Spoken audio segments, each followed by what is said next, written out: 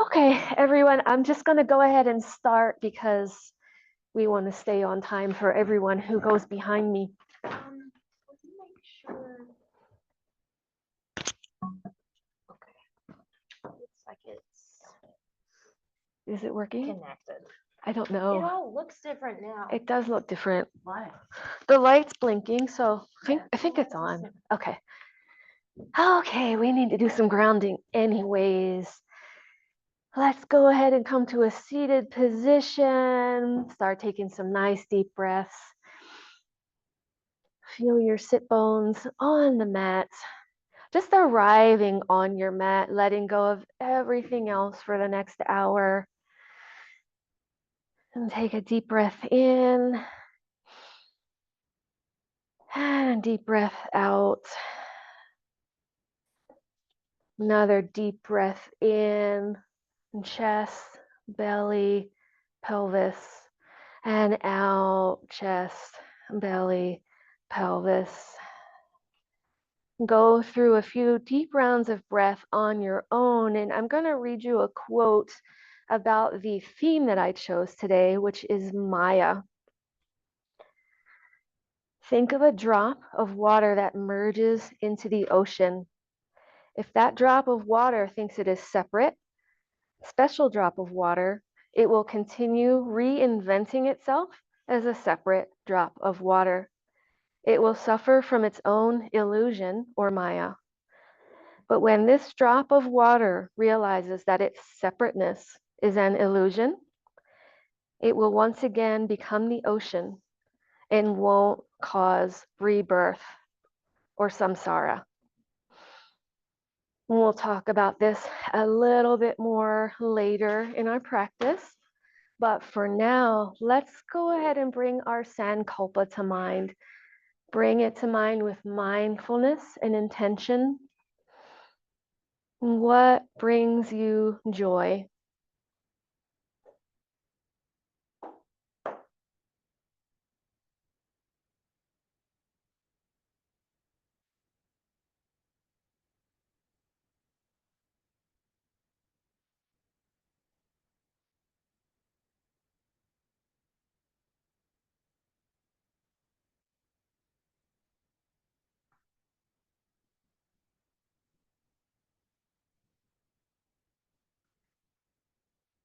You're welcome to open your eyes if they were closed. We'll begin our mantra here in a minute. I chose to do the Maha Mrityunjaya mantra. That's a mouthful. And I was reading some about it. It's the death conquering mantra. And I have two people in my life who are actively dying today. So it's a good thread for me to keep in mind. Um, the death conquering mantra, it helps us to overcome that concept of illusion or Maya. And once we can become aware of that, we can end that cycle of samsara, which is the cycle of death and rebirth.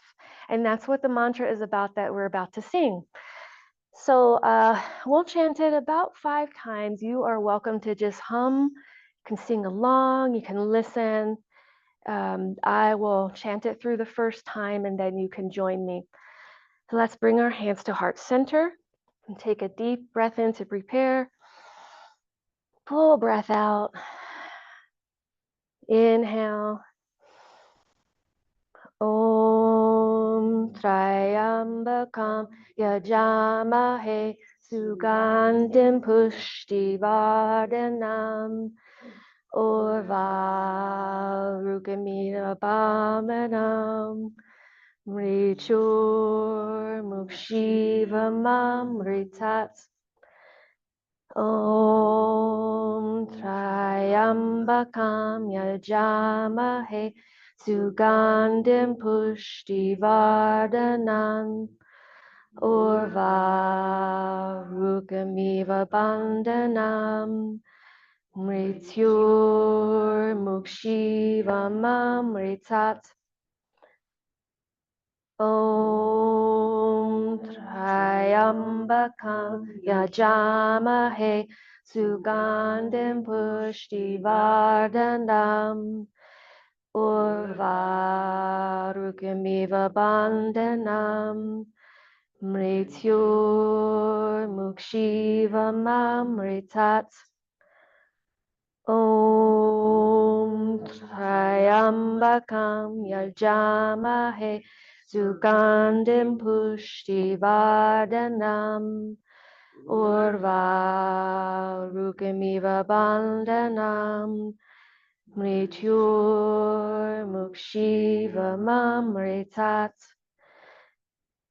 Om Trayambakam Yajamahe Sugandim Pushtivardhanam Urvarukamiva bandhanam Mrityur Mukshiva Mamritat.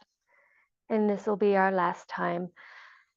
Om Yajam Yajamahe Sugandim Pushtivardhanam Urvarukamiva bandhanam Mrityur Mukshiva Mamritat. Take a deep breath in, full breath out. And let's go ahead and transition to child's pose. Our foreheads will come down to the mat, knees come nice and wide, big toes touch. And our hips are reaching towards our heels. They never have to touch, just a direction to work towards. And begin our Ujjayi breath here. It's a deep breath through the nose with a slight constriction in the back of the throat. It sounds like you're fogging up a mirror. And see if you can bring that breath with intention and mindfulness, feeling your belly fill, feeling your pelvis fill. And then let's come up to tabletop. Stack our shoulders over our wrists and our hips over our knees.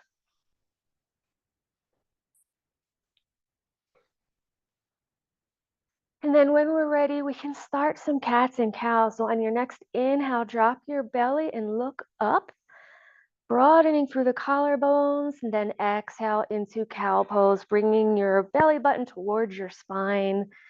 And take a few rounds of cat and cow with your own breath, seeing if you can have your movements last with the length of your breaths. And you're welcome to take any other movements you'd like here, maybe looking from side to side, tapping out the tops of your feet. What do you need to get ready for your practice today?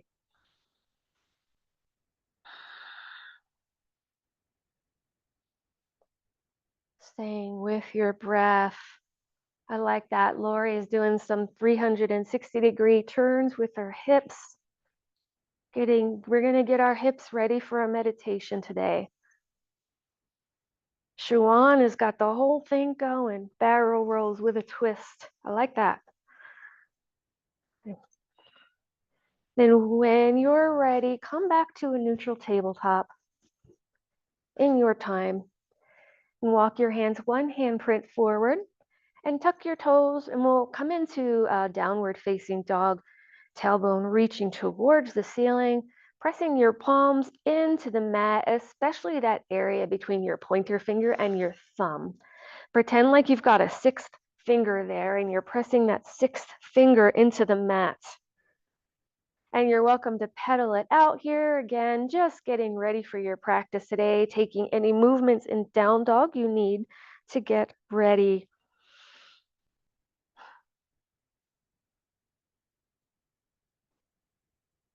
And from here, inhale as you gaze forward, and then walk very slowly to the top of your mat, one footprint at a time, enjoying the journey to get there. And then we'll come into a ragdoll forward fold.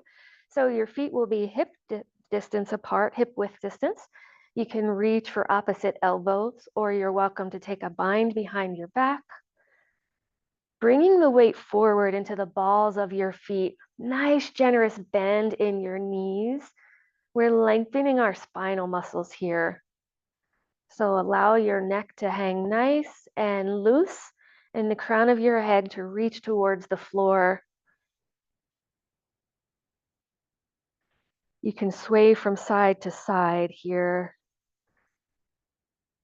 And then when you're ready, you can roll up to standing one vertebrae at a time, head coming up last, maybe rolling out your shoulders once you get there. Fantastic. I love it. And we're going to get ready for Nauli. So let's see, our feet will come hip width distance or wider. We're going to have a nice generous bend in our knees. And then we're going to bring our hands to our knees and we're going to lock out our elbows here. So I think of it as breaking a yoga rule because usually we think don't lock stuff out, but here we are. So locking out our elbows, so we've got all our weight in our hands, neutral tailbone here. We want to avoid a duck back. And then we're going to take a few deep breaths just to hyperoxygenate our bodies. And when you've done that and you feel ready, you're going to create a vacuum in your belly. You're going to inhale, close off your throat, and create that vacuum on your belly. And then see if you can bring your belly in towards your spine and create that concave shape. You're welcome to take this from your knees as well. And I also talked to my physical therapist because this does hurt my back. And she recommended doing it from a kneeling position, which also does help. So give it a try if you've got some back pain. Take some breaks from time to time. Come out as you need to.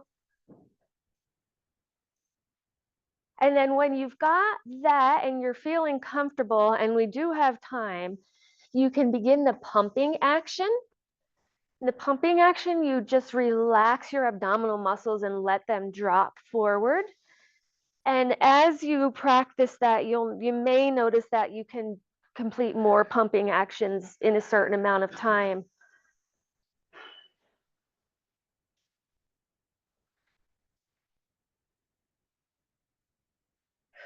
Who feels comfortable with finding the nauli and creating that concave space in their belly? Okay. Has anyone got into the pumping action yet? Feel comfortable with that? Rebecca does. Okay, quite a few people. So just work on, contraindications.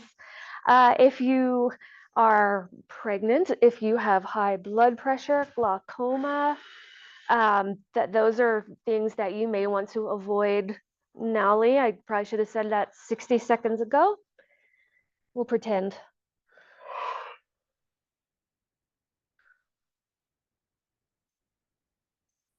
If anybody wants me or someone else to look at your Nauli, I'm happy to do that.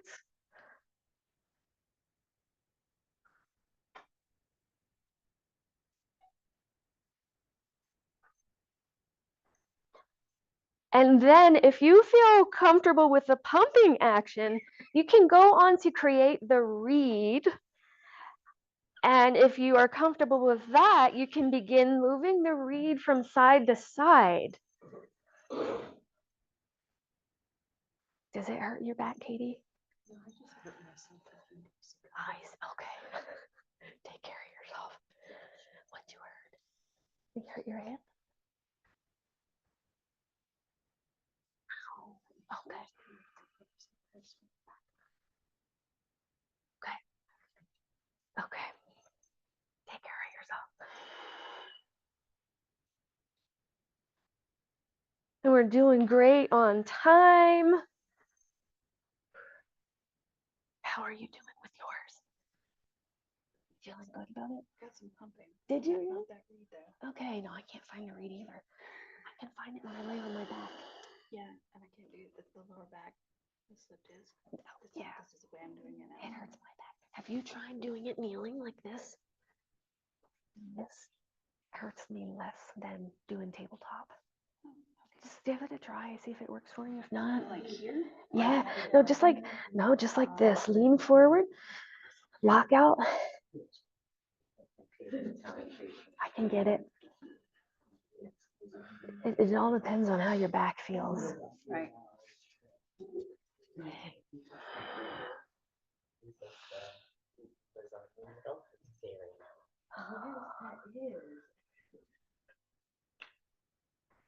We've got a couple more minutes we can work on our Nowly. Does anybody need any help with anything, or something's just not making sense? Because if that's the case, I'll send Bryce over. I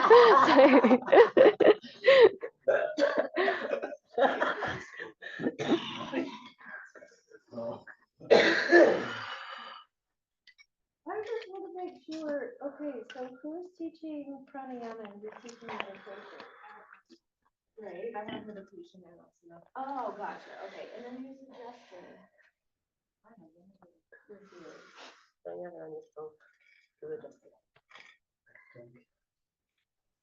While you're working all that out, I want to mention the benefits of Nowly as well. So it strengthens the abdominal and pelvic organs. Who is doing it? Adam is supposed to. Okay. It strengthens the abdominal and pelvic organs. It temporarily suspends peristalsis, which is the forward motion of your small intestines. Let's see, it improves digestion. It softens scar tissue for those of us who have had lots of abdominal surgeries. Nowly is wonderful. And it converts pitta to agni so that we can use our energy more efficiently.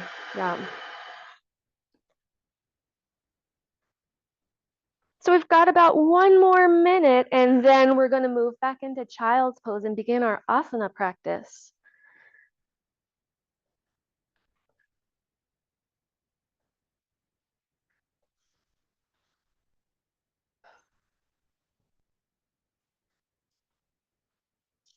Okay, so let's come on down into our child's pose. And if Adam isn't here, I'm happy to do adjusting for Katie, unless someone else wants to, I'm still thinking about it. All right, think about it. Thank you. I'm happy to volunteer. Someone else may need it and want to get it out of the way, so. Will you, Tim? Huh? Will you? You'd be okay with that? Yeah. Oh, Katie.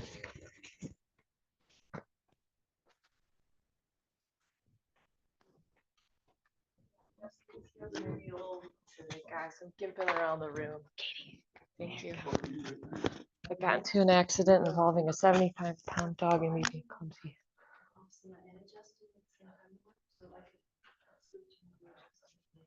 Well, when you are teaching asana, you will also be adjusting. Okay? So if you want to have adjusting practice just by itself today, you're welcome to. I mean, you're never here, so this Yeah, is an opportunity to touch people. Yes, that is a good thought. Good thought to.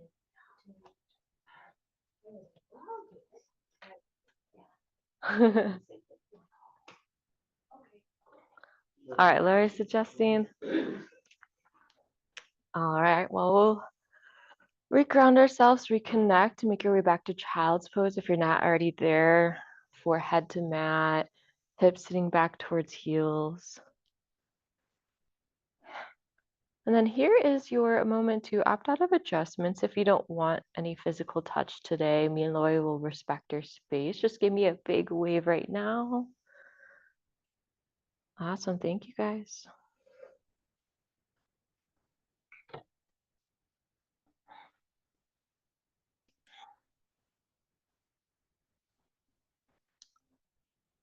And go ahead and come to the breath. Notice your inhales and exhales. Maybe they are getting a little bit longer here. Maybe you go ahead and fire up that ujjayi breath with a slight constriction in the back of the throat, as if you're fogging up a mirror or a glass.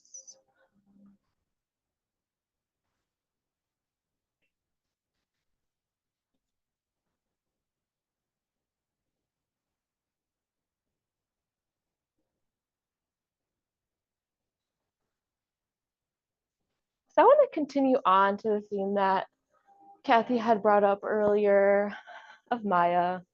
Have you guys ever been driving your car and noticed that your mirror is all foggy? And then you turn on the defroster and you're like, wow, that really helped. Sometimes we forget to turn on our defrosters in life. Sometimes we just choose not to turn them on. And sometimes we don't realize that we need them. Kind of think of that as Maya for now. And inhale, come up tabletop position, shoulders stacked over the wrists here, hips stacked over the knees. If you need to find some more movement here, go ahead. I know we did our tabletop a little bit earlier, warmed up, but take whatever last minute movements you need here before we get a little deeper into our practice.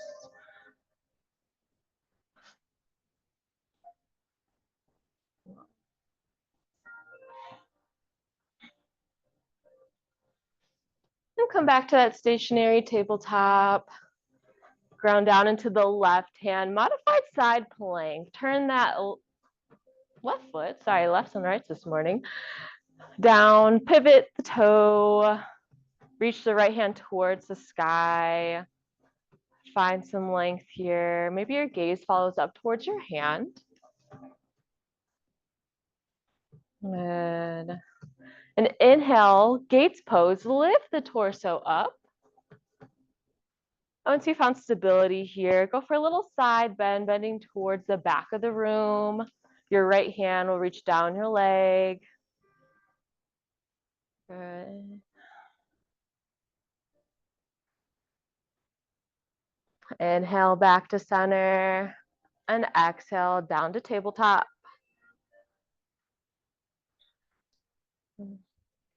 Inhale, side plank, other side, ground down to the right hand lifts, left leg extends out long here.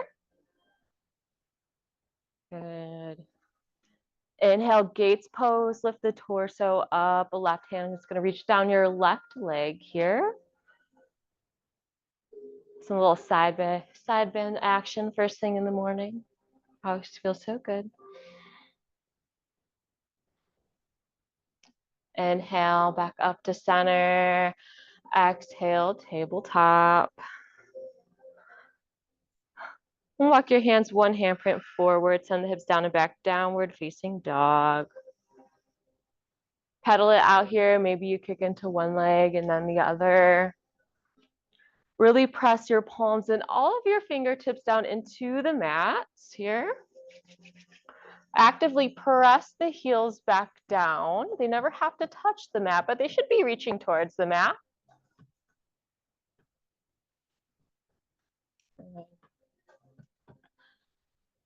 Inhale, gaze forward. Exhale, walk feet to hands, forward fold.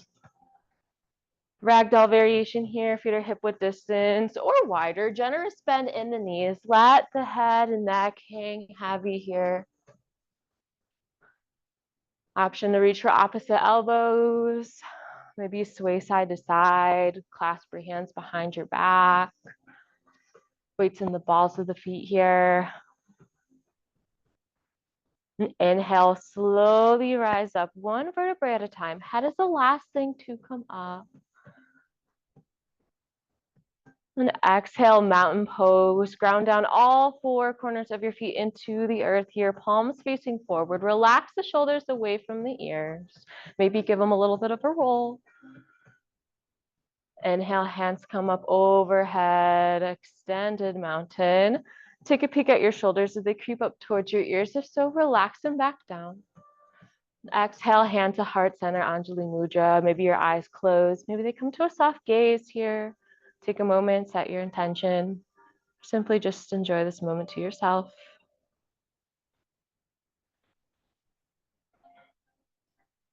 Inhale, extend a mountain, arms come back overhead, pinky spiral in slightly. Exhale, side body stretch to the right. Grab that left wrist with the right hand. Shoulders, hips stay square to the front here. Inhale, center. Exhale, side body stretch to the left. Switch that grip. Your hips and shoulders stay square to the front of the room. Inhale, center. Exhale, Mini back bend here. You can cactus the arms. Maybe the hands come to the sacrum. Be gentle today with this. Inhale, extend a mountain. And exhale, fold, folding from the hips here. Weight is in the balls of the feet. Inhale, standing halfway lift. Hands come to shins, thighs, maybe hip creases. Squeeze the shoulder blades back, pull them away from the ears. Lift the chin up slightly. We're working towards that number 7 shape with our body here. And exhale, fold, plant the hand, step back, high plank. Find a long line energy through the crown of your head, through your heels. Engage the core here. Gazes towards the top of the mat. And hug the elbows into the ribs. Exhale, slowly lower all the way down to your belly. Sitting up for cobra pose, walk your hands a little further back, closer to the ribs. Push the tops of the feet into the mat so much that your knees lift here. Inhale, peel the chest off the mat, little to no weight in the hands. Gazes towards the top of the mat. Exhale, lower. Inhale, lift, pull the shoulders away from the ears. Exhale, lower. Inhale, lift, maybe get a little bit higher this time. Maybe move into full cobra if you're ready for that. Exhale, lower. Push yourself up back to that high plank. Good. Exhale, down dog. Inhale, gaze forward. Exhale, feet to hands, forward folds. Step, jump, hop, however you want to get there. Inhale, halfway lift. Exhale, fold. Inhale, rise up, extended mountain. Exhale, side body stretch to the right. Inhale, center. Exhale, side body stretch to the left. Inhale, center. Exhale, mini back bend. Inhale, extended mountain. Exhale, fold, folding from the hips here. Folds always from the hips. Inhale, half lift. And exhale, fold, plant the hands, step back. Half series from here. You can lower down to chaturanga, lower down to cobra, go straight back to down dog, maybe make it up series.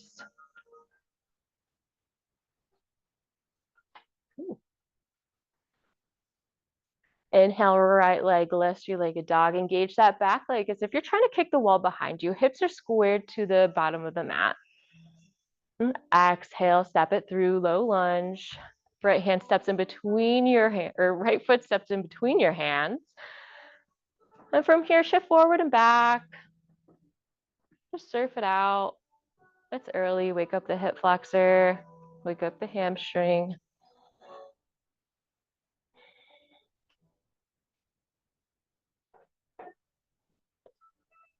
And inhale back to that stationary low lunge. And exhale, revolve low lunge. Plant the left hand, right hand lifts. Left hand can be on a block, the floor. Back leg is engaged. Exhale, back to low lunge.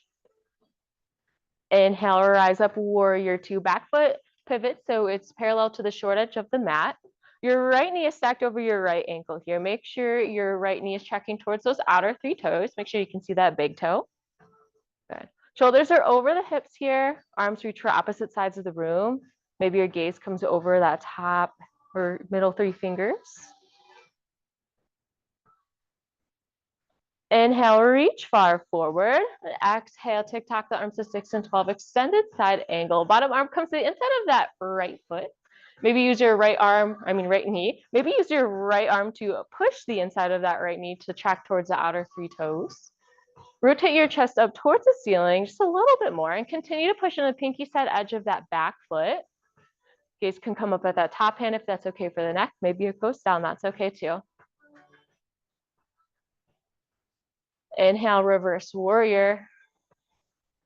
Like stay in that same warrior two alignment. Backside body cinches, front side body lengthens. You should feel this in the front side body as a stretch. Sometimes people like to think of this as a back bend. It's not a back bend.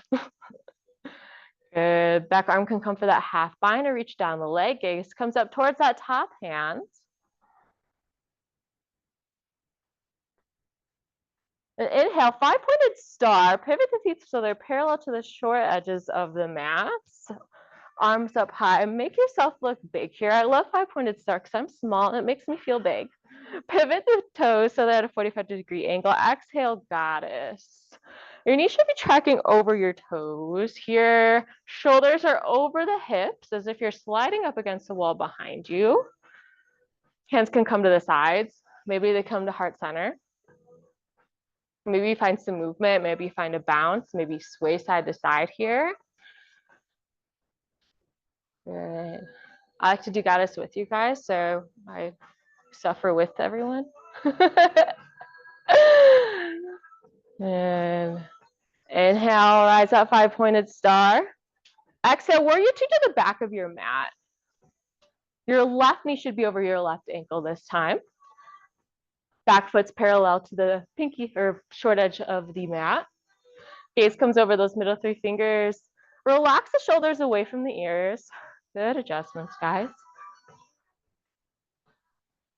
Inhale, reach far forward. Exhale, extended side angle. Use that left arm to push the inside of that left thigh. Rotate the chest up towards the ceiling. Continue to push into the pinky side edge of that back foot.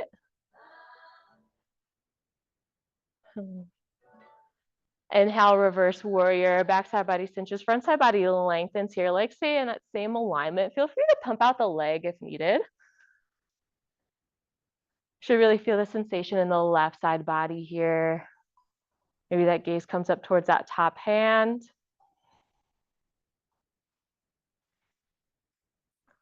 And exhale, cartwheel the hands down, low lunge to the back of the room. Inhale, revolve low lunge, plant the right hand, left hand lifts.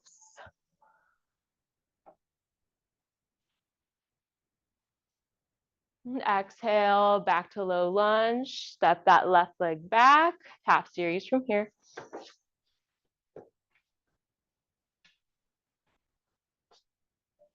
I'm turning off this person's alarm. Time to wake up, guys. There's 2, okay. I'll go ahead and have you take care of that. Inhale, left leg lifts, 3-legged dog. Hips are square to the mat. Engage that back leg as if you're trying to kick the wall behind you. Then exhale, step it through, low lunge. Surf it out on this side, shift forward and back. Match the breaths with the movements here. Maybe you shift into a half split or a pyramid.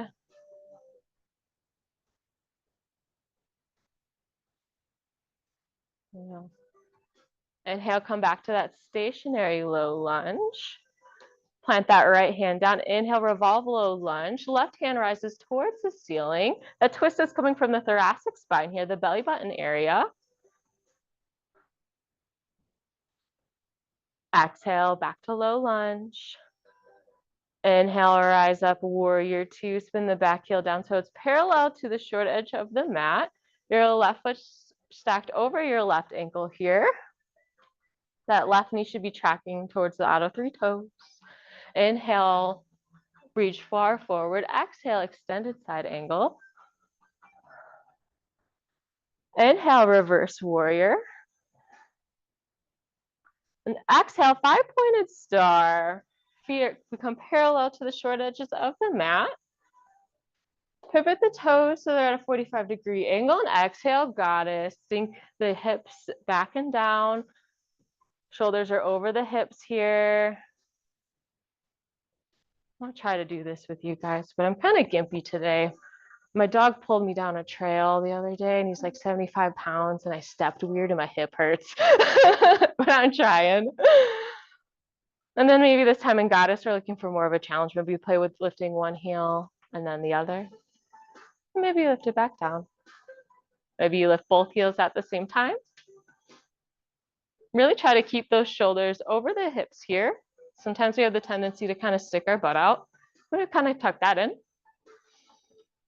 And inhale, 5-pointed star. Exhale, warrior two to the front of the mat. Inhale, reach far forward. Exhale, extended side angle. Inhale, reverse warrior. Exhale, cartwheel the hands down to the mat, low lunge. Inhale, revolve, low lunge. Left hand plants, right hand rises. Exhale, low lunge. And half series from here.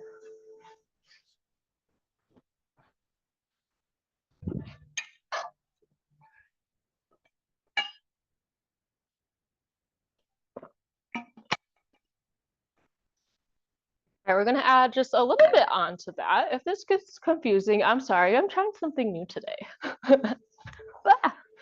Inhale, right leg lifts. Exhale, low lunge. Inhale, revolve, low lunge. Exhale, back to low lunge. Inhale, warrior two, lift the torso up. Exhale, extended side angle. Inhale, reverse warrior. Exhale, five-pointed star. Actually, inhale, back to reverse warrior. I goofed. Exhale, Trikonasana triangle. Tic-tac the arms. Hinge the torso forward and tic-tac the arms to 6 and 12. That front leg is straight. Leave a micro bend in the knees to prevent hyperextension here. Maintain length in both side bodies here. Continue to rotate the chest up towards the ceiling and push into the pinky side edge of that back foot.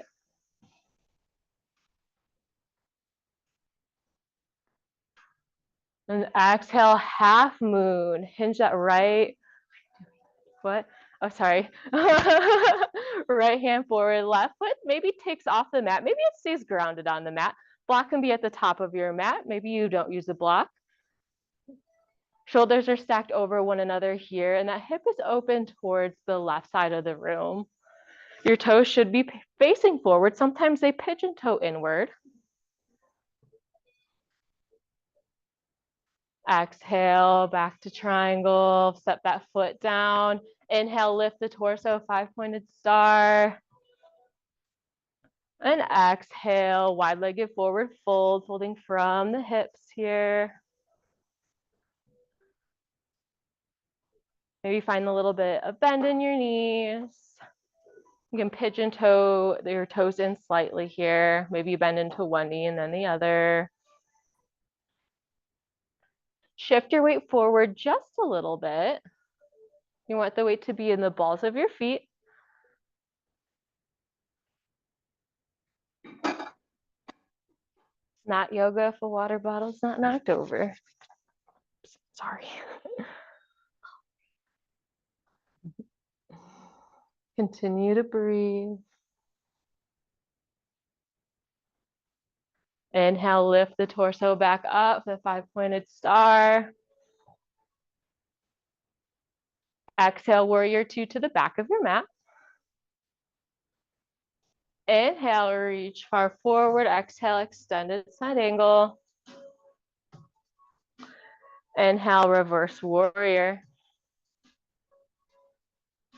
Exhale, Trikonasana triangle. Tee out the arms, hinge the body forward. Tic-tac the arms to 6 and 12. Straighten that front knee, but leave a little bit of a micro bend in it to prevent hyperextension. Continue to rotate the heart up towards the sky. Maintain length in both side bodies here. Maybe your gaze can come up at that top hand.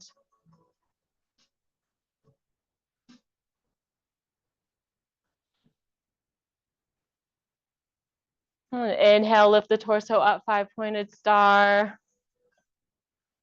Then exhale, wide-legged forward fold.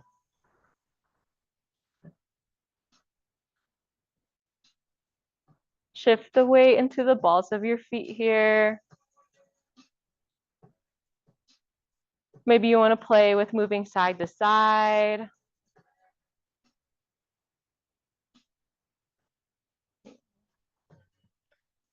Inhale, lift the torso back up. Engage the core on the way up.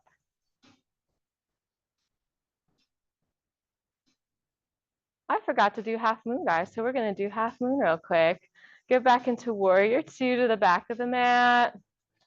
Reach the hand forward and exhale, half moon. Lift that back foot off the mat. Maybe it comes off a couple inches. Maybe it comes off a couple feet. Your shoulders and hands are stacked over one another here. Good. Take a peek at your bottom foot. Sometimes our toes pigeon toe in. Make sure it's straight forward and perpendicular to the top of the mat here.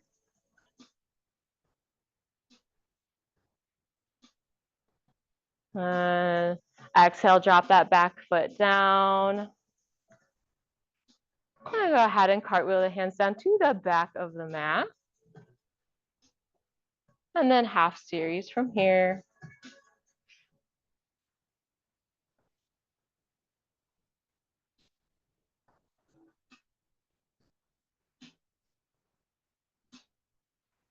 Cool. Once you're in down dog, take 3 really deep reconnecting breaths. Make them the biggest, deepest breaths that you had all week. And maybe grab a sip of water, come down to child's pose. Oh. No, we can stay at the facing the back. I think this is cool.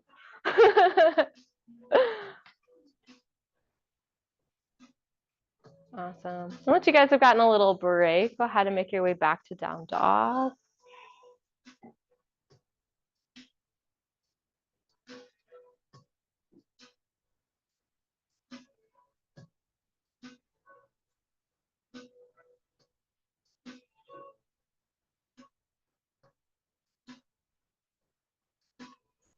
Now time for a little bit of balancing work. Inhale, gaze forward. Exhale, feet to hands, forward fold. Inhale, halfway lift. Squeeze the shoulder blades back here. Exhale, fold. Inhale, rise up, extend, and mountain. And then release the hands down to the side. So we're gonna take, there's a couple options here. And let me know if anyone needs a strap. I should have given you guys all straps before we started. But we're gonna eventually move into hand to big toe pose. So does anyone need a strap? Want a strap? Okay. Thank you, Lori. Ground out into the left leg. Inhale, right leg lifts, one leg Tadasana. Hip, knee, and ankle are at a 90-degree angle. Try to even the hips out here and really lift that right thigh up towards the sky. Good. And with or without a strap, you can go ahead and reach for the toes here.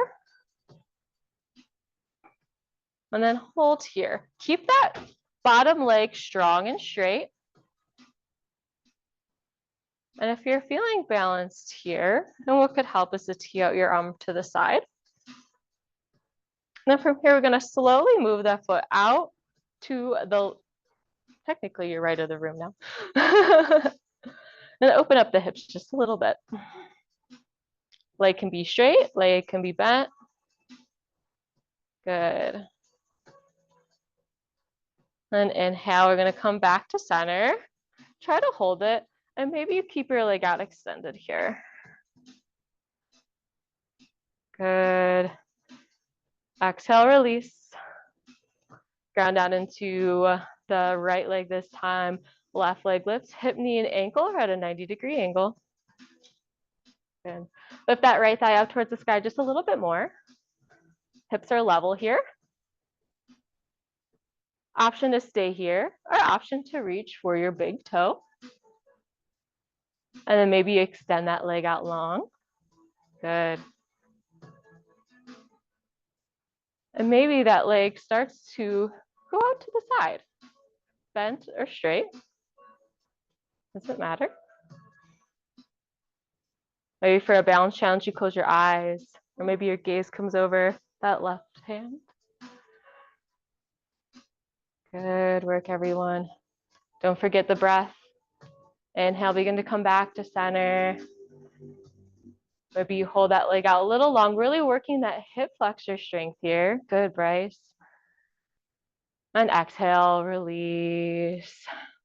And exhale, we'll go ahead and pop down into Malasana. Maybe we find some movement here in our malasana. Maybe we shake from side to side.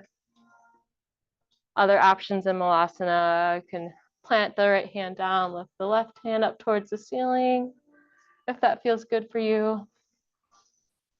Maybe you go for a bind. If you're taking that twist, go ahead and switch arms. Good.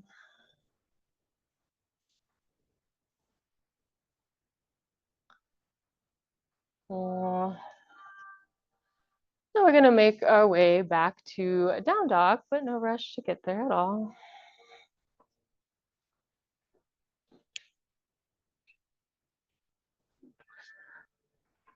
Awesome. Inhale, right leg lifts, three-legged dog. Exhale, stack the hips. Heel comes towards the glute, even weight is in the shoulders. If you have Wild Thing in your practice, option to pop into Wild Thing here. If you're in Wild Thing, really lift the heart up towards the sky. Good. Inhale back to that three-legged dog. Extend that leg out straight. And exhale, pigeon. Bring that right knee behind the right wrist here. Before we surrender into sleeping pigeon or take any other variation, take a peek at your back leg. Is it long? Is it straight? Squeeze the inner thighs together. Really lift up the chest. Find some length. If that front leg is at an angle, make sure we point the toes. If it's parallel to the front of the mat, make sure we flex the toes. And exhale, option to go into surrender into sleeping pigeon, maybe mermaid.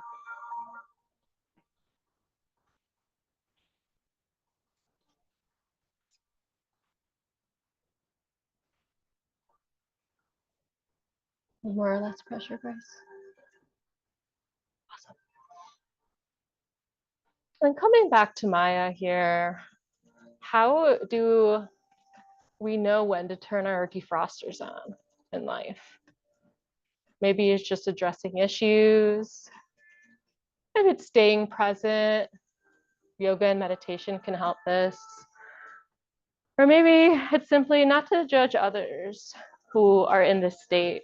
Sometimes we look at people and we're like, WTF, what are you doing? But then we need to know that we've once been there ourselves. So be patient.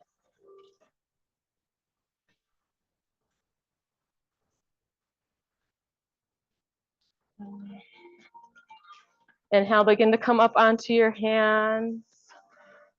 Send that right leg back, shake it out here.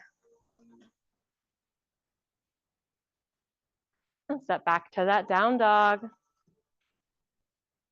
Inhale, left leg lifts, three-legged dog. Exhale, stack the hips, bringing your left heel towards the glute, opening the hips to the left of the room. Good. Even weights in the shoulders, option to pop into Wild Thing if you did that on the other side. If you're in Wild Thing, really lift the heart up towards the ceiling. Good. Good, everyone. Inhale back to that three-legged dog. And exhale, pigeon. Bring that left knee behind the left wrist this time.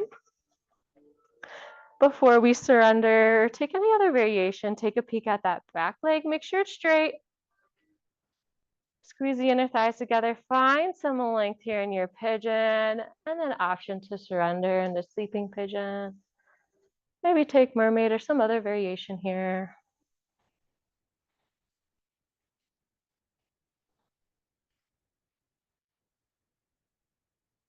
Any more or less pressure breaths? Good. Awesome. Sometimes we notice that one side feels a little stickier than the other. I feel that every day of my life. Those sides are created equally. I have scoliosis, so I definitely feel that.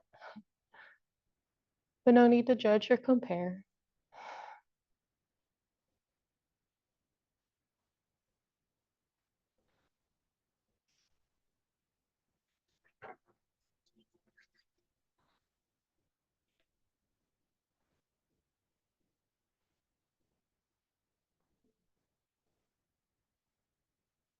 If the mind starts to drift away, just come back to the breath.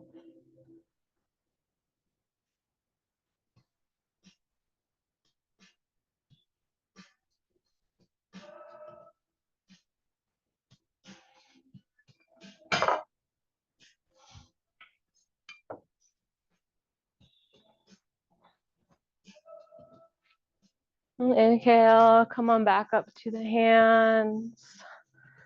Send that left leg back. Maybe you need to shake it out. And come to standing on your knees. I'm going to set up for Ustrasana Camel. These are about hip width distance here, which is about 2 fist widths. Maybe you roll up your mat to put your knees on, or put your knees on a blanket if that feels better. Hands come to the sacrum, palms face up, down, and fist, whatever. Inhale, lift up and out of the chest, and exhale, push the hips forward, opening up the heart. Head can roll back if it's within your practice. Maybe you reach for one foot and then the other.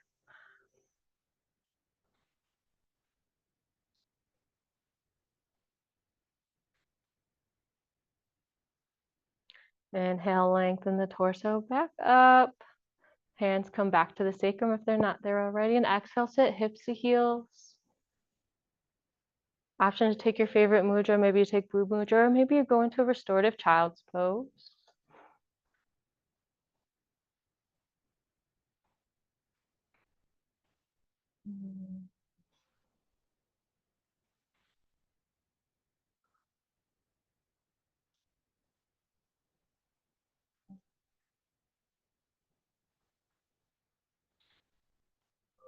Make your way to a seated position with your legs out in front of you. No rush. Please take your time.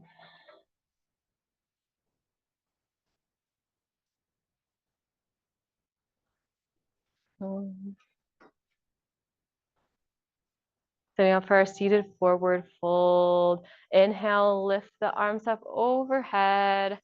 Exhale, fold from the hips. Hands reach for maybe the big toe, maybe behind the calves, the thighs. Keep as much of a bend in your knee as you would like here.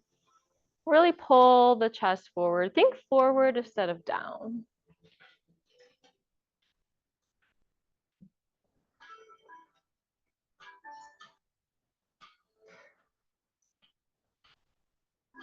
And inhale, lift back up. And exhale, come all the way down to your back. Slow and controlled. Last little bit of core movement, core engagement here. And from here, I invite you to take whatever last minute movements you need before settling into our Shavasana. Maybe you need a supine twist. Maybe you need a happy baby, legs up the wall. Whatever moments you take, just take in the spirit of winding down here.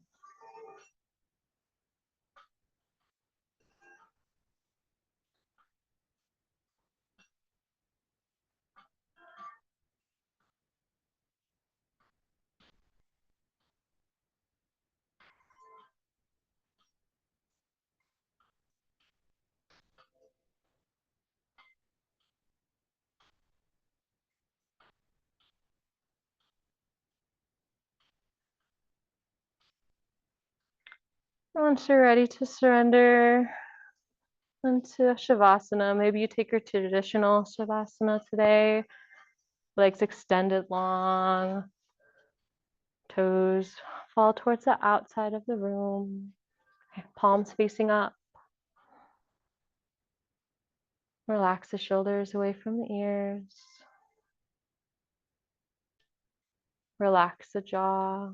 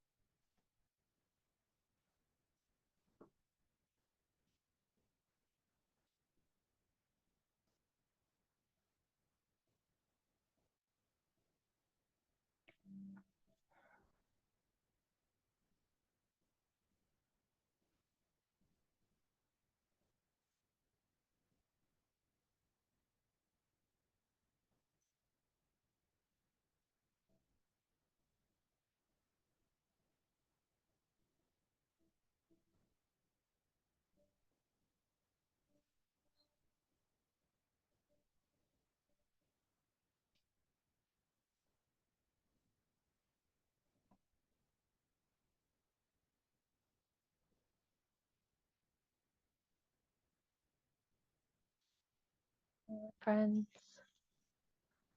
We come out of Shavasana, find some gentle movement in the fingers and the toes. Eventually working your way to the side. Favorite side, maybe a fetal position.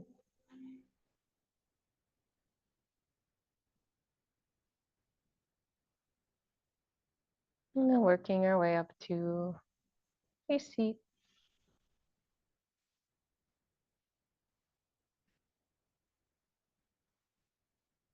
And please take your time.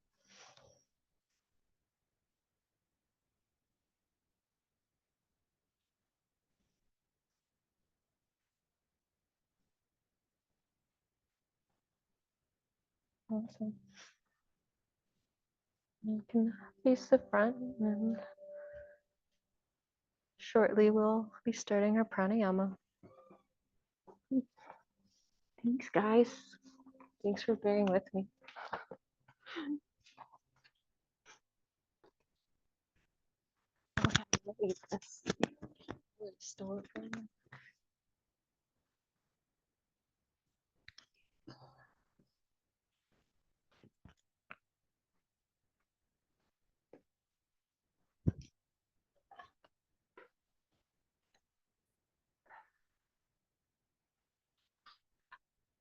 As you prepare to come into your pranayama practice and continue your breathing this morning, your connection with the breath and the body,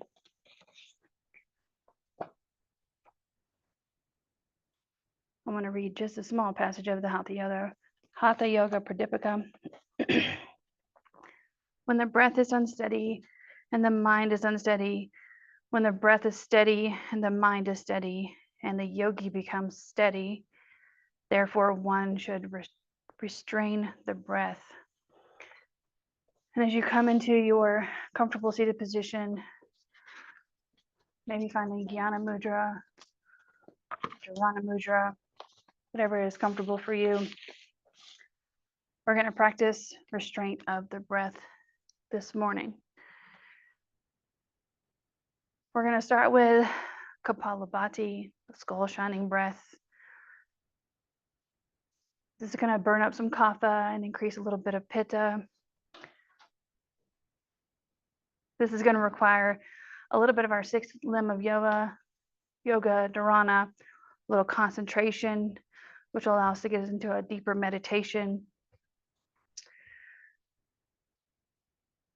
Kapalabhati allows us to visualize our chakras, vitalize them, maybe help with some acid reflux, constipation. It'll balance and awaken the brain. It can calm the mind and the respiratory system. But if you're pregnant or menstruating, have any asthma, these are some contradictions.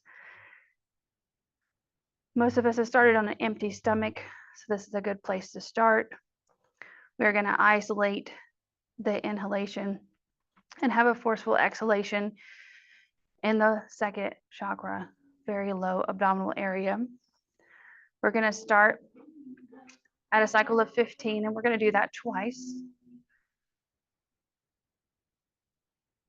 And we're going to lift our thorax using our intercostals, having a straight, strong spine.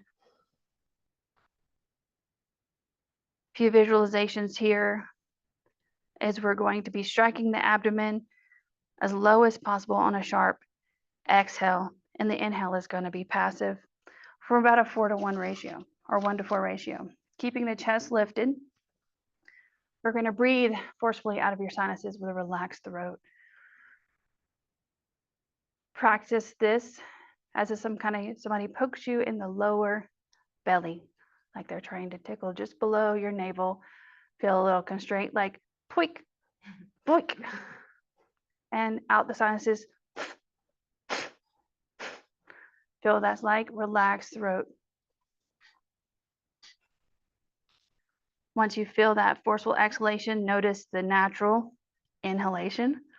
We're going to go for 40 beats per minute for a cycle of 15, and I will give you a 5-point countdown. At the end of this, we're going to engage our Jala Bandha by a short inhale, tucking the chin, pulling up our Mula Bandha, and holding for as many seconds as we had exhalation. So for 15 seconds for the first 2 rounds. Lifting strong in the spine, taking a deep breath in to prepare, and exhale, and begin.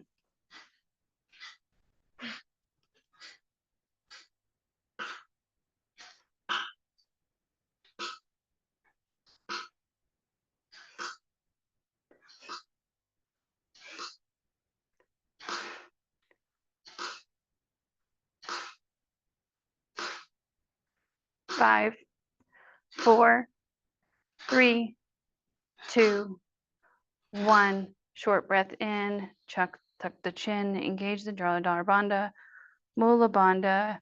Hold that pranic charge in the core, holding for 15 seconds.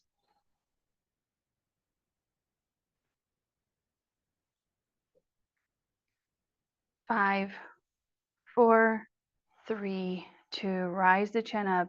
Inhale gently out the nose.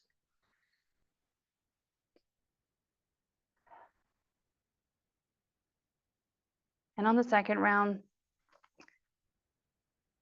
notice if you're having a lot of tension in the chest, and relax the belly. Find your natural breath for 1 round here.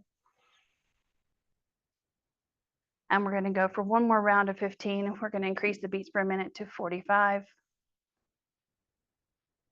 On the second or third beat, going into your sharp exhalations, out the sinuses, relax the throat.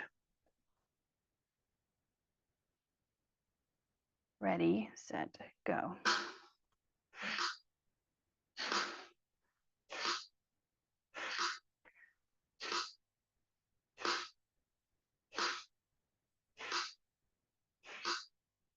Five, 4, 3, 2, 1. Chin tuck here. Engage the Jala Bandha. Pull in the Mula Bandha. Maybe check into the Shambhavi Mudra. Gaze toward third eye between the brows. Holding for 15 seconds. If you have to exhale before then, gently raise the chin. Exhale slowly out the nose. 3, 2, 1. Inhale through the nose. Exhale.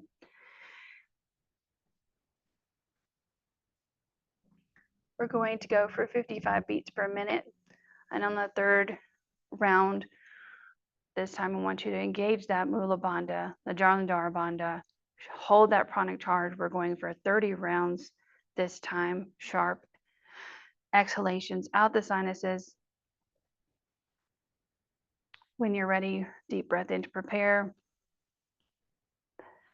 Exhale. Inhale and begin.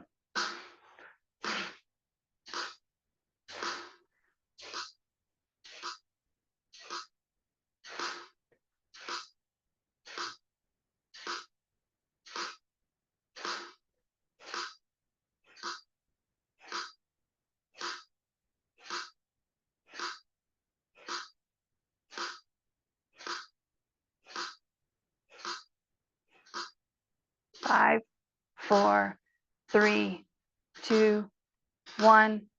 Engage the Jala Bandha, short chin tuck. Small swallow in, Mula Bandha, holding that pranic charge. Bringing the gaze to the third eye, Shambhavi Mudra. Breath retention, creating a steady easiness. If you find yourself struggling, maybe try to recite your sankalpa, repeat a mantra. When you're ready, you can raise the chin and slowly exhale out the nose. We still have 5, 4, 3, 2, 1. Bless you.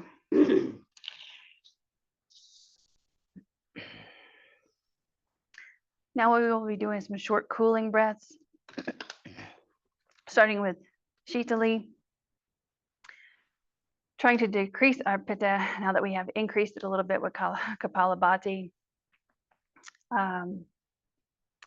We are in the middle of summer, so these cooling breaths are something that I know that I'm in trying to engage almost daily.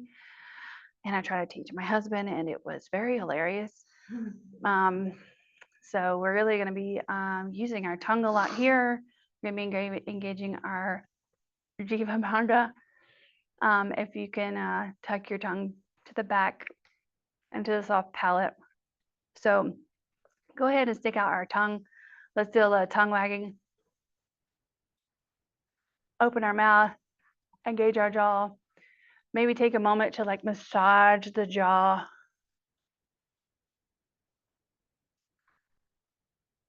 Yeah.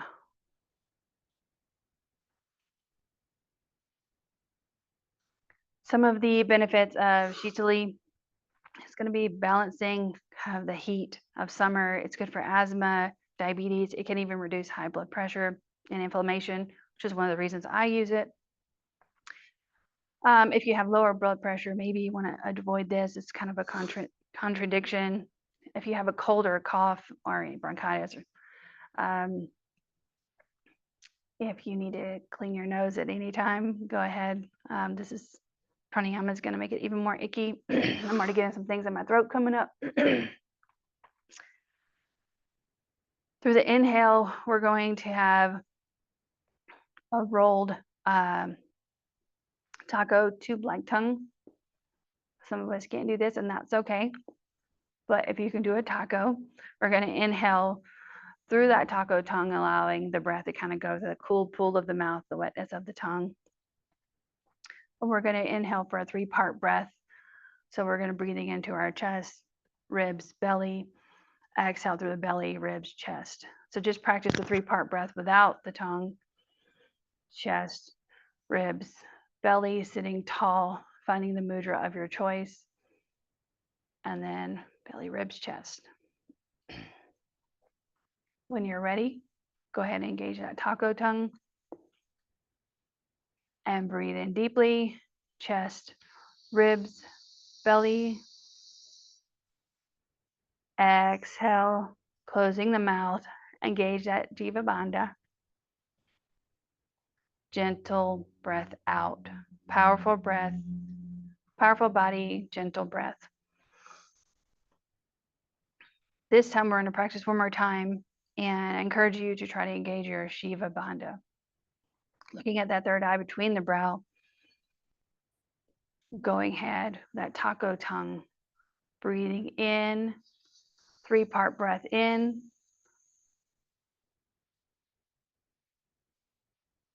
and closing the mouth, engaging the Jiva Bandha. Exhale out gently through the nose.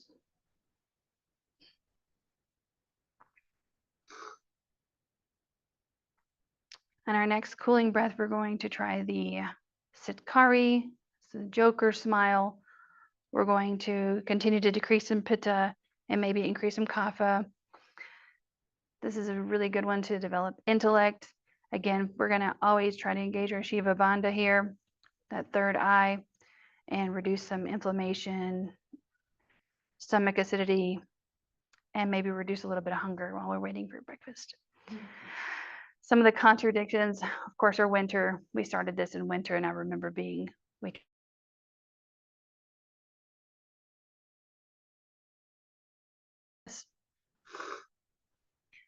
we're going to open our lips, a funny, sinister smile, and put the back of our tongue to the back of our teeth, the front top of our teeth. We're going to inhale with a hissing sound, allowing the air to come between the teeth, allow it to go over the cool pool of the tongue. We're going to breathe in deeply for that 3-part breath. Close the mouth, engage the Jiva Bandha, and exhale gently out the nose. We're going to try this 2 more times. Joker smile.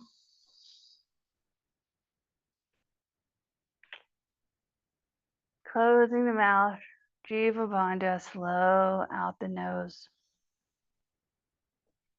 I know a lot of you call this tostada tongue. I just call it the pool tongue.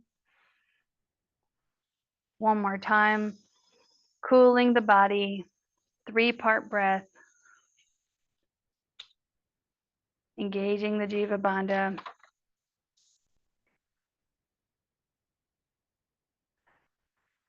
Now that we're all cool and chill, but not sinister like Joker, right?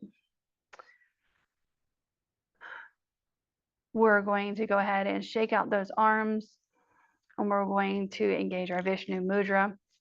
Vishnu Mudra is going to have your ring finger and pinky, your middle finger and your index finger tucked. And you can have like this, but this is a little bit hard for me. So I like to take my ring finger and my middle finger and put it at my third eye. And then your left hand can be at the mudra of your choice. So you have that freedom with your pinky and your ring finger to close each nostril in Nadi Shuddhi. So as you go in Nadi Shuddhi, there's your two options with your Vishnu Mudra. Nadi Shuddhi is a pranayama practice. Shuddhi is really that sense of cleansing. So we're going to cleanse some nadis here. And we're going to start with sitting comfortably erect in our spine, engaging our Vishnu Mudra. We're going to have a Samavritti, so even breath in, even breath out on our inhalation, exhalation. Using your finger on your right nostril, you're going to breathe into your left nostril first. Try a count of 6. I think that most of us are there at our practice at this point. So we're going to close our right nostril and breathe in through our left for a count of 5, 4, 3, 2, 1. Close the left, exhale out the right for 5, 4, 3, 2, 1. And breathe into the right for 5, 4, 3, 2, 1. And out the left, switching fingers. Try this for a few rounds. Samavritti, even breath in and out. If you need a moment to clear the breath at any time, blow the nose, take time to do that.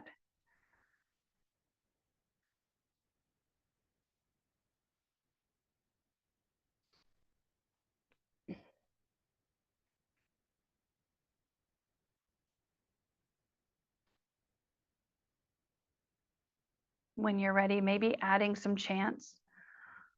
We're going to try the Vam in on your next inhalation to the left. You're going to breathe in for Vam, Vam, Vam, Vam, Vam. And exhale out the right for Vam, Vam, Vam, Vam, Vam. Switch to Ram on the inhale on the right. So it's Ram, Ram, Ram, Ram, Ram. Switch to the left, exhale, Ram, Ram, Ram, Ram, Ram. It helps me to tap the pads of my fingers when I do this. So you can use your left hand to count out the Vams on the left, inhale, Vam on the right, exhale, and then Ram on the inhale from the right and exhale on the left. Using the pads of the finger to count. Try that for a few rounds.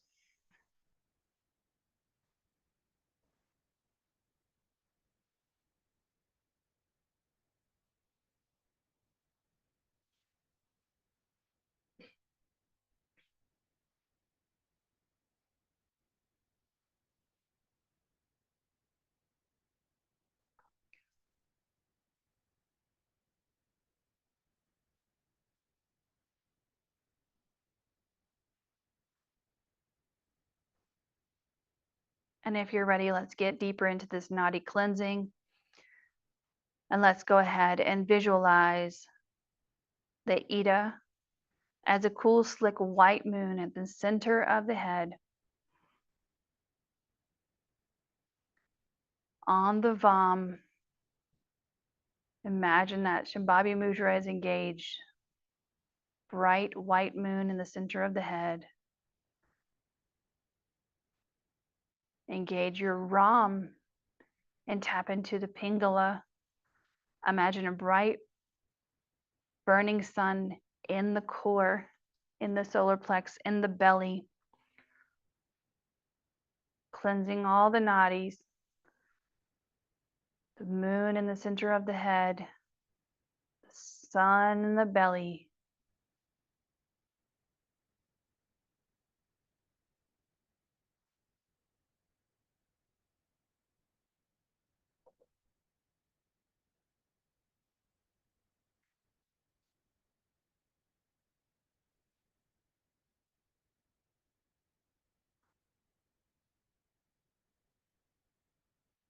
As you continue this, you might start to feel lightness in the third eye. You might even want the core and the spine to start relaxing. Continue to be strong in the body and sit up tall in the spine.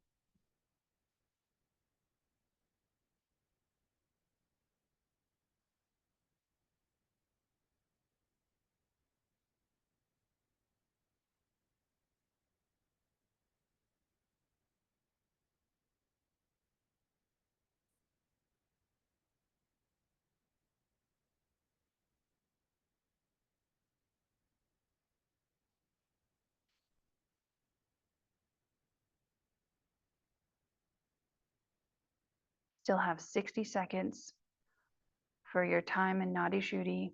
If you took a break, maybe re-engage. Trying the Vams through the left and the Rams through the right. Notice the Ida moon in the third eye and the Pingala in the solar plexus in the belly.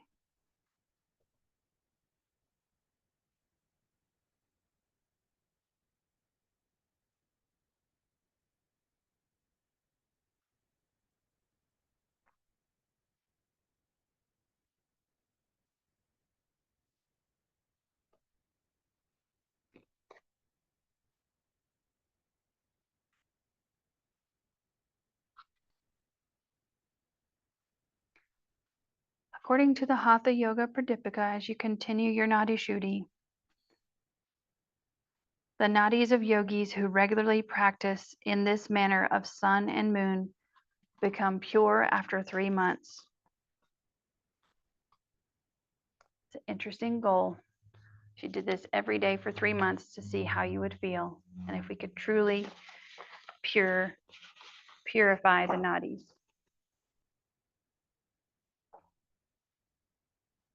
After your final exhalation on the left side, find a comfortable seated position and come back to your natural breath, your natural rhythm.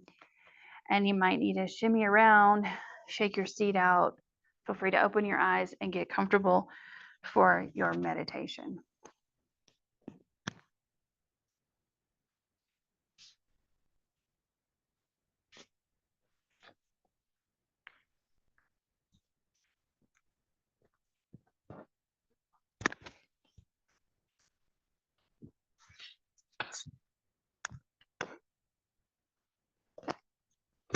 Friends.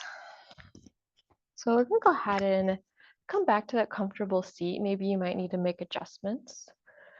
Maybe you sit in easy pose, half lotus. I'm actually going to adjust myself into rock pose. On your knees is okay. Let's make sure the hips are above the knees here.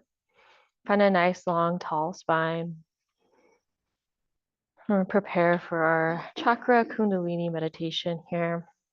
Once you find that comfortable seat, take your mudra. So we can do Jnana mudra where pointer finger and thumbs meet and they rest on your knees.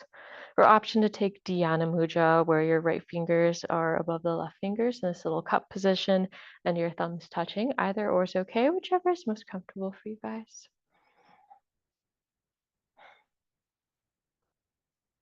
I'm going to take Jiva Bandha with the tongue. So the tongue is going to touch the top of the soft palate and the back palate if your tongue can do that. If not, just relax the tongue. And then Shambhavi Mudra with the eyes. The eyes are up and in to your third eye. Eyes can be closed, opened, whatever feels comfortable. And we're going to focus on the breath pattern here. So it's going to be an inhale through the belly, then the ribs, then the chest, then exhale through the chest, ribs, and belly. The breath is going to move up and down. It's a soft breath, but fill up the whole body as you inhale. And then slowly release it as you exhale.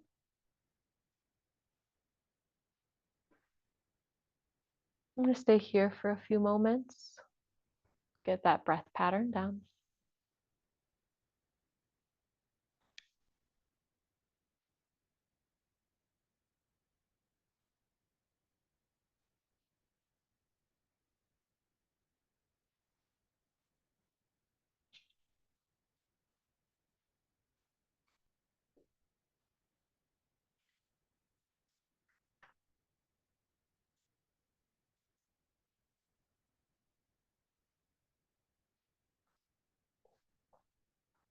So maybe this breath pattern is enough for you. Maybe you stick here and just continue to focus on inhaling through the belly, the ribs, and the chest, and exhaling through the chest, the ribs, and belly. Thinking of the breath going up and back down.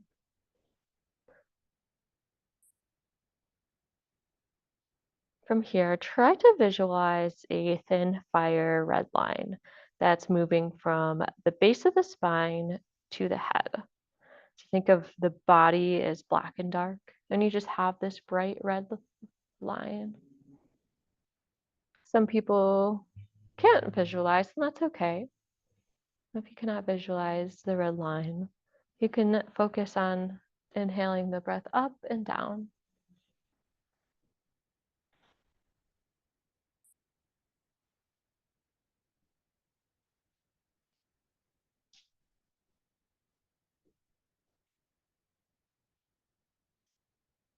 Breathing in and out of the nose here. Lips are sealed.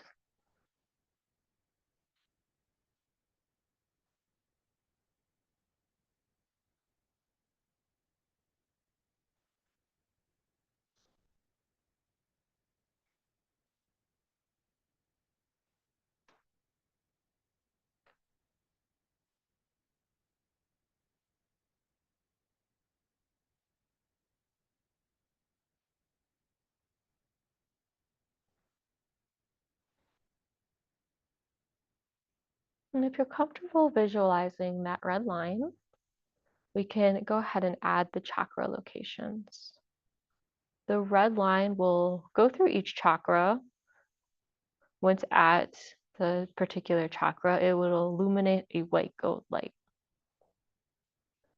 We're going to start at the first chakra, our root chakra, our Muladhara chakra, which is at the pelvic floor.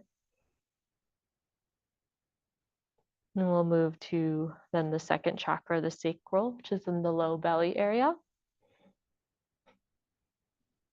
And onto the solar plexus, our Manipura, which is in the abdomen. The heart chakra, then throat, and then up to the third eye.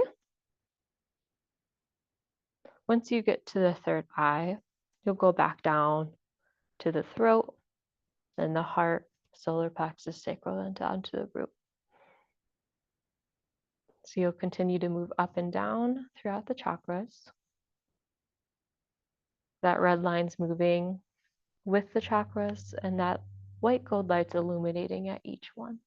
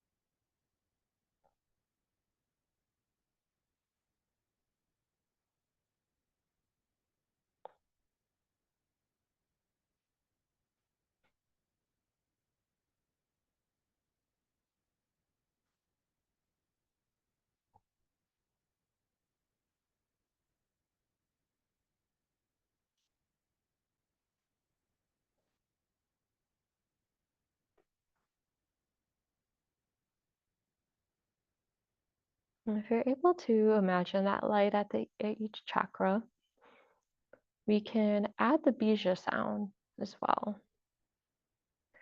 So if we're at the root chakra, our bija sound is lam, then vam, then ram, then yam, ham, and om at the third eye.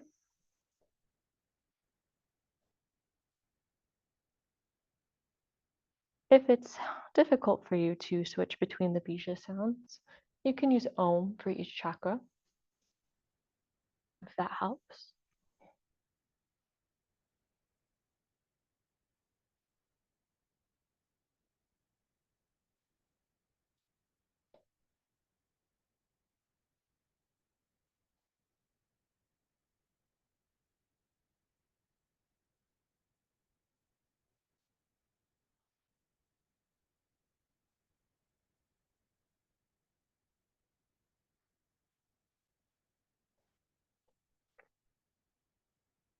And if you have the bija sounds at each chakra, you can add a second bija sound. So it'd be like lam, lam, vam, vam, ram, ram, yam, yam, ham, ham, om, om.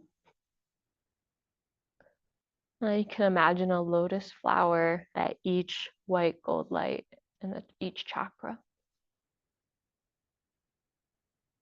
That can be a lot. So if you're not there, you can stop at the bija sound, the chakras, red line.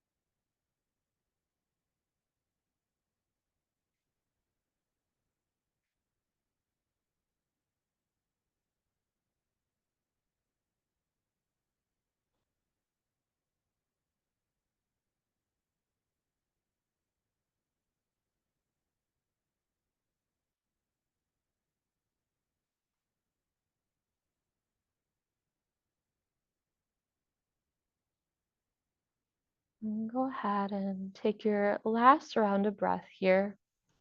We will complete our last round at the base of the spine.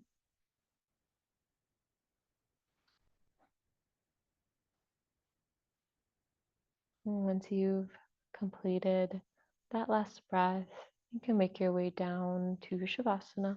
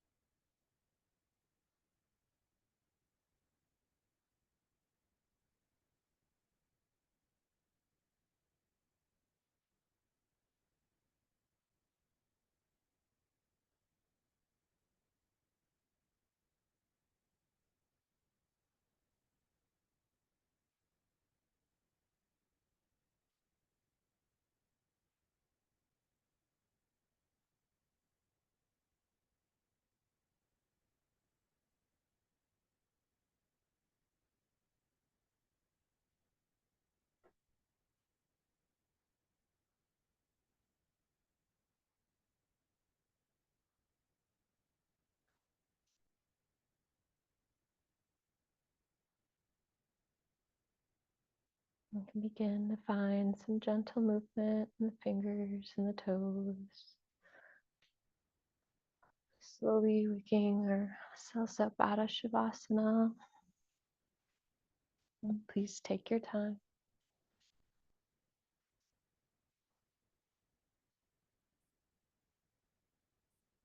Eventually, maybe you'll work your way to a fetal position. However you want to get there, and make your way up to your seat.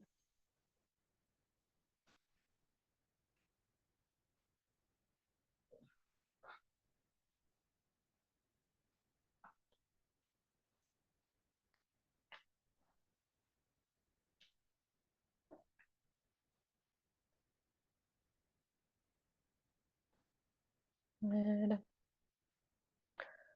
let's close practice with an Om today. Hands to heart center. Big inhale in. Exhale, release. Inhale. Om.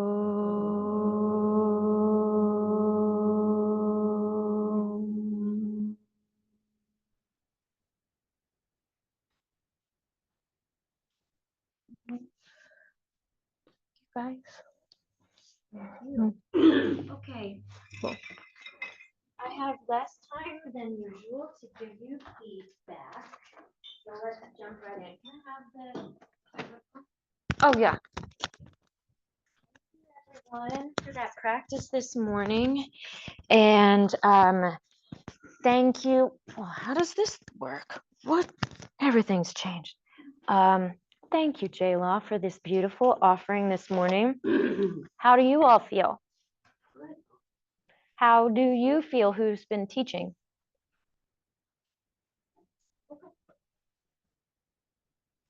What? How do you feel?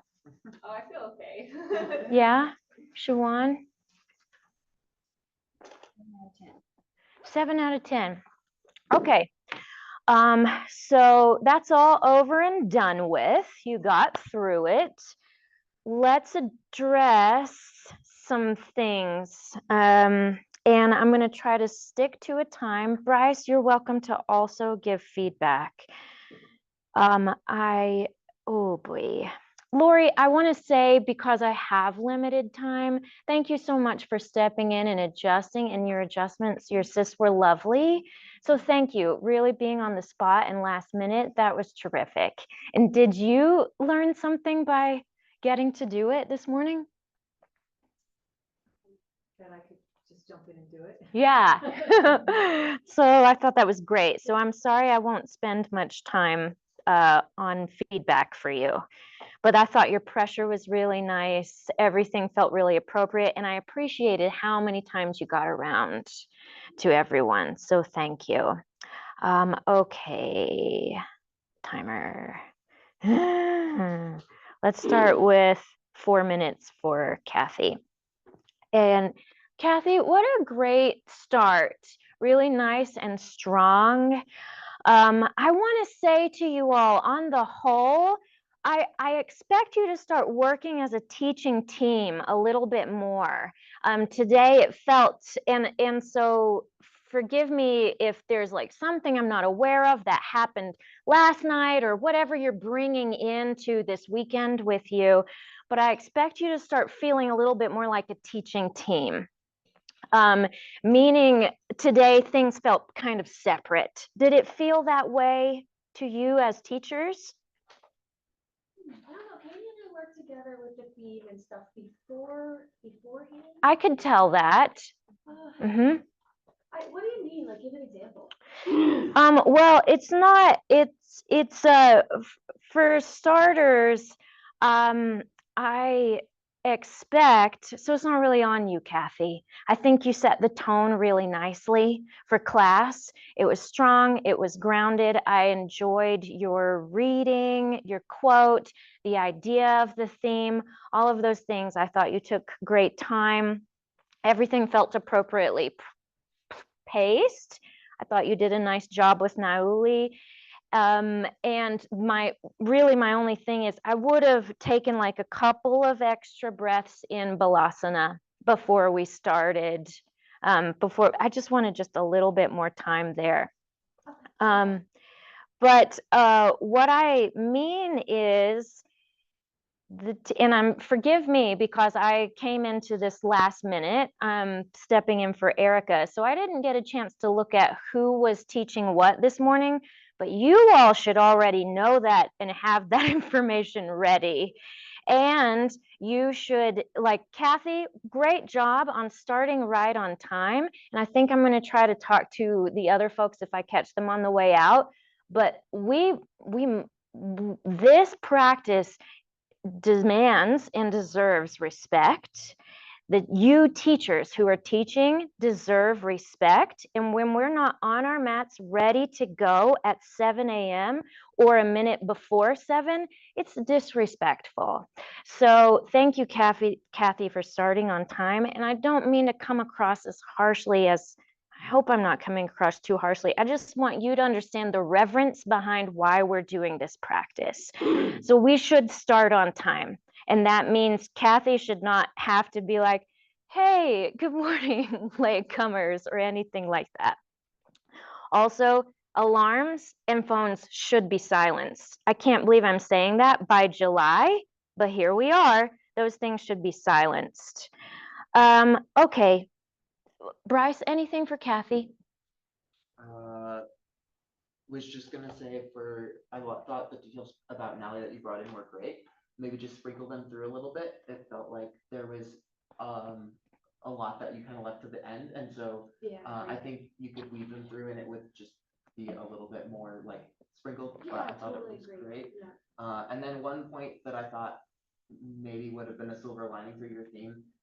First of all, I'm sorry to hear about your two friends that are, in a situation where they're close to death. Thank you. I actually have brain cramp after I said that. There was more. There was more about our advanced, our options we have as advanced yogis and making changes to our Maya and our concept of illusion and how we can change the cycle of samsara. Totally didn't get to it. That's but okay. Yeah. Well, and I just wanted to say It's one fine. beautiful thing is like we're all actively dying. And so even though some are closer to that point than others, it is a good reminder for all of us that we need to be present and practicing scenes of illusion so that maybe we can overcome it. But really great job. Thanks. Thank you, Bryce. Okay, Katie, how did that sequence go for you? Not really good. Yes.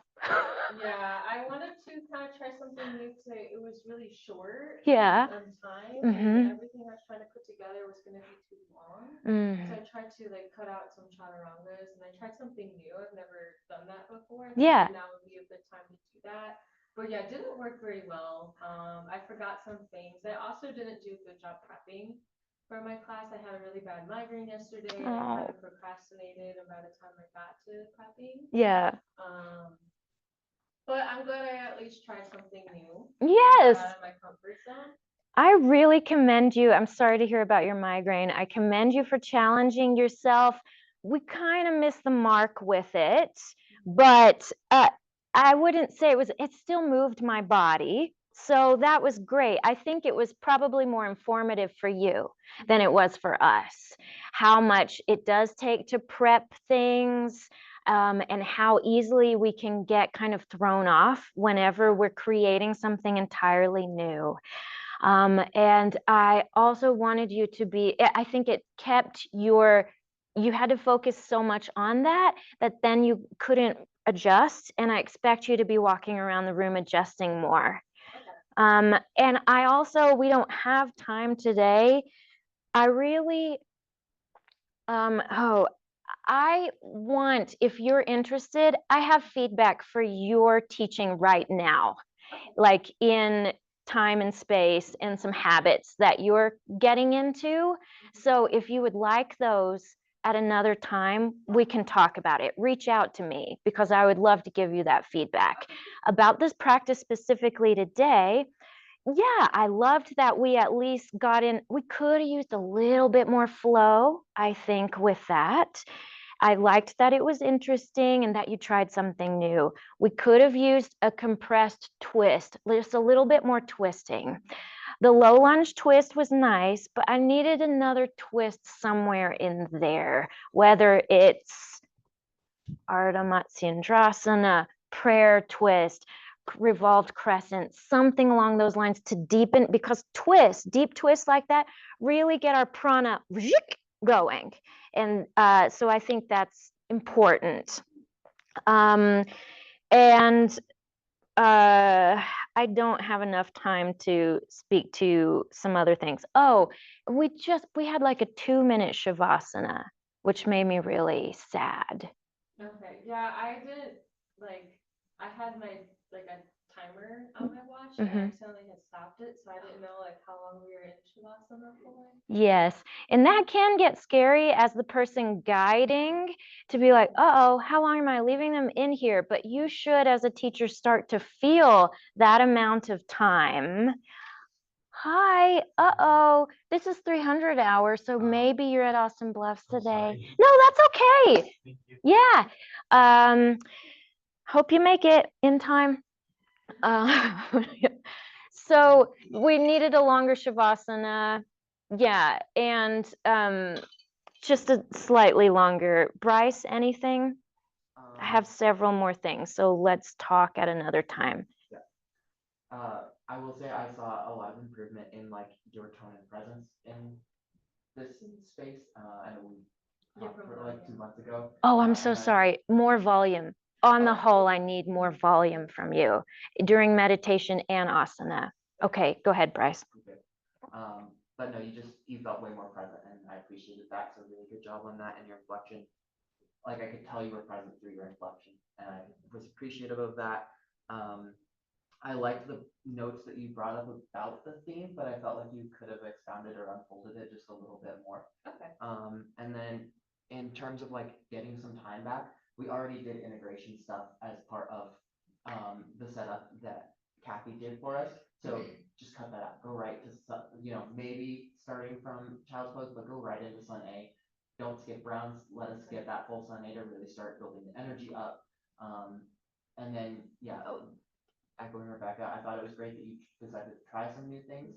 But yeah, also remembering, like, I understand there were extenuating circumstances, but like that prep will help you feel more comfortable so that when you step into this space, you can be not having to like juggle so many things and feeling like there's too much to hold on to. But Yeah. I still thought you did a really good job, and I thought your recovery, despite some of the things that happened, were really good, and you kept your cool doing that. So well done on that. You did keep your cool. The sequence lacked focus for me. And I wondered if it was because you were trying really hard to focus this morning. You know what I mean? Yeah. And on the whole, to go back to Kathy, my point about teaching as a team, we as practitioners need a strong tour guide throughout. And when you don't feel strong in what you're offering, it then affects how we can practice. That's just something food for thought. Okay, Shawan, good. Remind me, please, how much time do we normally take with pranayama? 15 minutes, right? Luckily, you had 20 today because I don't think you could have got yes. Yeah, we started it around 8, and so that's something to know, that really you would normally have 5 minutes less. That's a lot to get through in 15 minutes. It's so difficult. So good job, Shawan, on like the technical, like just getting through all of the technical and mechanical things about pranayama. I thought it was well timed and paced, where we could have taken, shortened up our time. Is one place was Shitali and Sikari. So do you know why we teach both breaths? Because people can't always do the things with their tongue and Yes. access to the cooling. Yes. So maybe let's reorganize how it's taught. Teach Sikari first for those folks who cannot roll taco tongue, and then because what we did was we did several breaths with Shitali and then several breaths with Sikari. So teach Sikari, and then that's great for them. Get to the taco tongue and get everyone practicing at the same time either breath. So they choose. So that's one place we could have shortened it up a little bit. I would like for you, do you practice breath of fire? I do. Okay. I would like for you to get a little bit more clear on the inhales and the exhales and that sort of a thing, because the mechanics, and know the most important parts of Kapalabhati, friends, which are the mechanics of it. I enjoyed all the things that you sprinkled in, but because we didn't hear the most important information, which was, bless you, and short, sharp exhales. Inhale and then exhale. Go, go, go. And then inhale, hold the breath, tuck the chin, that sort of a thing. We kind of missed a little bit. And then, and then after holding, lift the chin, exhale. Those sorts of things were getting just a little confused, a little mixed up. I would also, just something to think about, if I were going to teach it with different beats per minute, I would teach slower beats per minute later on, because that's actually that's a more difficult way to do it. So I would just invert that. Bryce, anything? Yeah, you did really great. I appreciated all the information that you brought in about each of the pranayama. This section is tough because there are so many details to Yeah. remember. And so just maybe the more that you can link your cues and the cues that you're giving to your own practice, I think that will help. So what Rebecca mentioned about needing to, like when we set up after our pumps, that we are going to take a breath in, then we lock, then we lift, and then we exhale. Like if that's in your practice, I think it'll feel a lot more natural for that to just come out in your words. And then I appreciated how you worked in the Hatha Yoga Pradipika. I think there might be space for those to fit in some of the holds as something to give our mind something to work on, to give you back a little bit of that time. I think that might have been part of where those 5 minutes went. And then a couple of specific details. So you cued us into 3-part breathing, but you didn't do the double up breath. The breath you cued, I believe you cued actually a double down breath at one point, and then a down and up breath at another point. And so we want to make sure all the way up until meditation, we are always cueing a double up breath. So belly, ribs, chest, inhale, belly, ribs, chest, exhale. And then you already mentioned that. You said Shiva Bandha a couple of times. That's okay, but just remembering that it's Shambhavi Mudra. Shambhavi is a reference to Shiva, but just for correct nomenclature there. But yeah, you got a lot in that time, and I thought you did really well with the details, and I appreciated what you offered in terms of helping us understand some of the energetics of what we were doing too. Yeah. So nice job. I know that's not easy. Again, I just had another thought about the whole teaching as a team thing.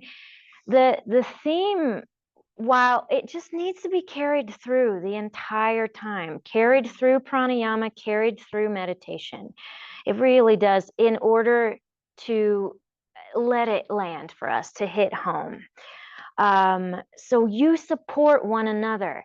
Use the analogy of, we begin, we pass the ball to each other, and when you have the ball, you're in control of the whole experience. And each of you, you're in this great position of being a team. Whenever you teach the whole thing by yourself, you're on your own. But as a team, you lift one another up, rather than it feeling like, oh, I'm walking into this bookshop, and then I walk into the next door, and then the next door down a street, and it's like, oh, this is nice and this is nice, but they don't really have cohesion. Okay, so the meditation, we are out of time, but I thought that you were more present and focused for meditation. I thought the pace of which you introduced the techniques was appropriate. I enjoyed all of that.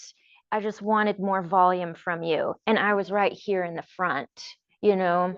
Bryce. Yeah. Volume is a thing, especially in this room. This room just eats sound, so you do have to speak up. But I agree about the pacing. And the only thing that I was missing is I felt like this theme really works well with this meditation, because Yeah. this whole meditation is about removing that illusion and allowing us to connect. And so I think sprinkling in some of those concepts would be really great just through that space. Not that you want to fill up too much space in the meditation, you want people to have the experience. But sometimes giving that little focus can add kind of an energetic push to help get us there too. Yeah, I didn't even think about adding the theme into meditation. I was like, oh, I need to add it to my asanas somehow, but I just didn't think about it. I'm surprised no one has talked to you all about that yet. I don't think we have been. We've really been putting the theme in the intro and asana. Oh, not in my rooms. Lori, do you remember the first month where I was like, okay, everyone, this is you all need to get it together a little bit. Yeah. Okay. So really nice job on the whole, and you know where you can improve from here and grow from here. And I want you to know why you do everything. And it's not because we said to. Like whenever you end with an om, end class with an om, I want you to know why you do it, rather than it feels like a nice thought or it feels like an appropriate thing. I want everyone to know why every intention that you have for what you're teaching. So thank you so much. And I'm so excited for you in this weekend. It's going to be terrific, and it's going to be hard, and it's going to be everything. So my love to you, and thank you for a lovely practice this morning. Okay, break.